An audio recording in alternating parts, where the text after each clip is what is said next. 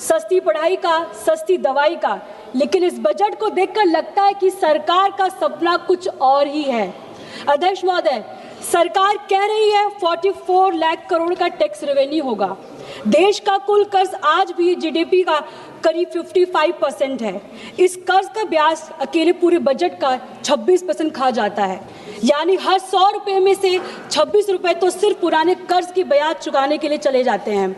अध्यक्ष महोदय, सरकार ने 12 साल में देश पर कर्ज का बोझ इतना बढ़ा दिया है कि जो पैसा गरीब के घर, किसान के खेत, बच्चे की पढ़ाई और मजदूर की तनख्वाह पर लगानी चाहिए वो पहले ही अधूरा चुकाने में चला जाता है।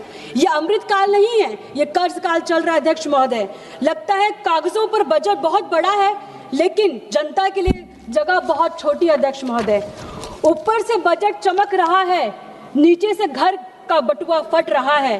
कागजों में तो सरप्लस लिखते हैं, लेकिन जिंदगी तो ईएमआई भरते भरते कट रहा है।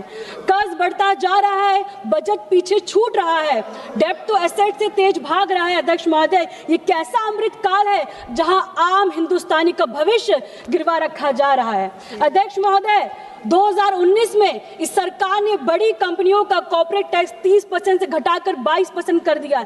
ये हर साल 1.5 लाख करोड़ की राहत मिली, लेकिन सवाल ये है, ये पैसा कहां से रिकवर किया जा रहा है? मध्यम वर्ग से, किसान की जेब से, नौकर पेशी की सैलरी से। अब इनकम टैक्स कॉर्पोरेट टैक्स से ज्यादा हो गया। अध्यक्ष महोदय, यानी सैलरी पाने वाला आम इंसान, छोटा व्यापारी, वो ज्यादा टैक्स दे रहा है और बड़ी कंपनियां कम।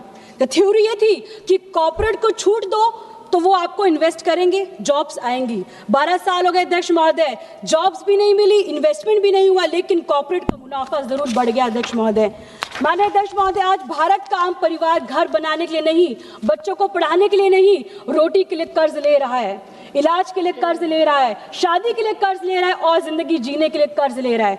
जब कोई परिवार रोटी के लिए कर्ज लेता है अध्यक्ष महोदय, तो उसे विकास नहीं, विफलता कहते हैं। अध्यक्ष महोदय, मजदूर तो बढ़ी नहीं, लेकिन महंगाई बढ़ती रही और इसी कैची में आम परिवार कट रहा है। घरेलू बचत 5 साल के सबसे निचले स्तर पर। अध्यक्ष महोदय, ये आंकड़े चीख चीख कर बोल रहा है, लेकिन सरकार के कान बंद है, आंख भी बंद है और मुंह सिर्फ खुलता है तो विकसित भारत बोलने के लिए खुलता है। अध्यक्ष महोदय, मैं ये कहना चाहूंगी आपको कि जनता को करीब 14% मेडिकल महंगाई सहनी पड़ती है, जो सरकार चार्ट में दिखाती नहीं है। करीब 12% शिक्षा महंगाई झेलनी पड़ती है, जो सरकार आंकड़ों में शामिल नहीं करती है। कई परिवार आज अपनी पुरानी कमाई का आधा हिस्सा सिर्फ एक बच्चों की पढ़ाई में लग जाता है और एलपीजी की मांग ने तो हर रसोई को छुआ है और छोटे ढाबे बंद कर रहे हैं, कर्मचारी छटनी हो रही है। अध्यक्ष महोदय, असली महंगाई वो है जो आम आदमी को महसूस कराता है, जो किसी गवर्नमेंट रिपोर्ट में नहीं लिखी होती है।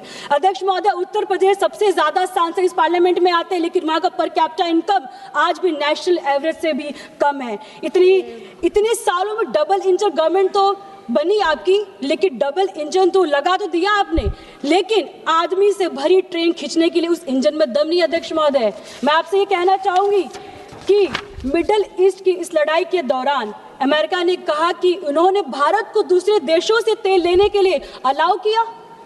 अलाउ ये सिर्फ शब्द नहीं अध्यक्ष महोदय, ये हमारी सॉवरेनिटी पर सवाल उठाता है। सबसे बड़ा सवाल है कि सरकार चुप क्यों रही।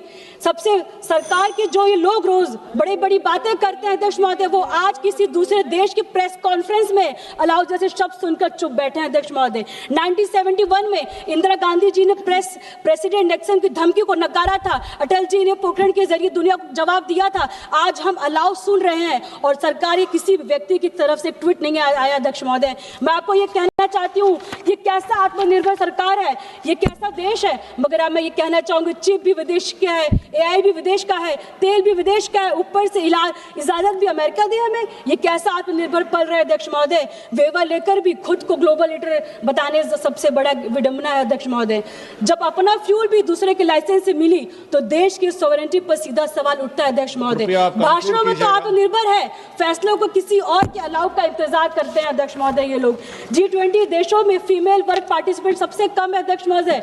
भारत में 20 से 29 साल की सिर्फ 18% महिलाएं पेड जॉब में है अध्यक्ष महोदय, और उत्तर प्रदेश में सिर्फ 9.8% है। रूरल सिक्योरिटी पर खर्च नहीं है, यानी उसकी सुरक्षा भी नहीं है और रोजगार भी नहीं है, और ऊपर से नारी शक्ति नारा थमा दिया जाता है अध्यक्ष महोदय। नारी शक्ति बैनर पर लिखने से नहीं होता अध्यक्ष महोदय, बजट में दिखाने से होता है। मैं आपसे कहूंगी 2 मिनट मुझे और दे दीजिए बोलने के लिए। और जीडीपी में मैन्युफैक्चरिंग का